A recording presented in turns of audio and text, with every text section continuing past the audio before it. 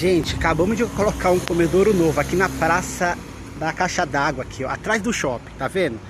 Mais uma vez, ó, tá num espaço que não, ó, não tem loja perto, não tem casa perto, não tem barraco, não tem nada perto. É uma calçada que fica numa praça que tem milhares de cachorros, que tá num local que não atrapalha ninguém.